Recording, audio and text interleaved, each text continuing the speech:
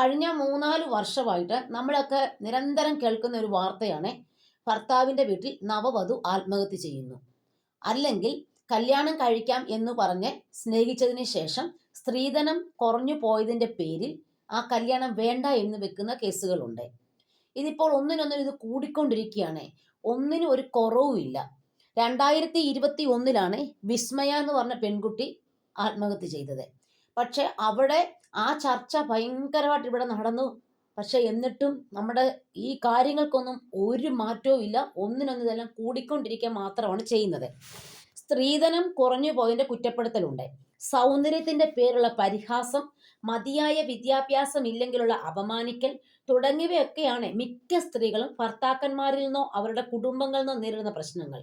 ഈ കുത്തുവാക്കുകളും ഈ ഉപദ്രവവും ഒക്കെ അതിര് കടക്കുമ്പോഴാണ് ജീവൻ ഒടുക്കാം എന്ന ചിന്തയിൽ പല പെൺകുട്ടികളും എത്തിപ്പെടുന്നത് പോലും. സ്ത്രീധന പീഡനം മൂലം 2021 കൊല്ലം സ്വദേശിനിയായ വിസ്മയ ഭർത്തൃ വീട്ടിൽ ജീവൻ ഒടുക്കിയതാണ്. അത് ഇവിടെ ഏറെ ചർച്ചയായി. എന്നിട്ടും ഒരു മാറ്റവും ഇല്ല എന്ന് തന്നെ പറയേണ്ടിയിരിക്കുന്നു. നമ്മളെ വേണ്ടാത്തവരെ നമുക്ക് വേണ്ട എന്ന് ചിന്തിക്കുന്ന തലമുറയുള്ള കേരളത്തിൽ എന്തുകൊണ്ടാണ് ഇവർ ആത്മഹത്യ ചെയ്തെന്ന് ഒരു തവണയെങ്കിലും നമ്മൾ ചിന്തിക്കുന്നുണ്ടോ? മലപ്പുറത്തെ കൊണ്ടോട്ടിയിലെ ഷഹാന മുംതാസും എളങ്കൂരിലെ വിഷ്ണുജയും ജീവൻ ഒടുക്കിയതിന് പിന്നിൽ ഭർത്താക്കന്മാർ മാത്രമാണ് കുറ്റക്കാർ. നമ്മൾ ഇതിനെക്കുറിച്ചൊന്ന് ശരിക്കും ചിന്തിക്കേണ്ടിയിരിക്കുന്നു.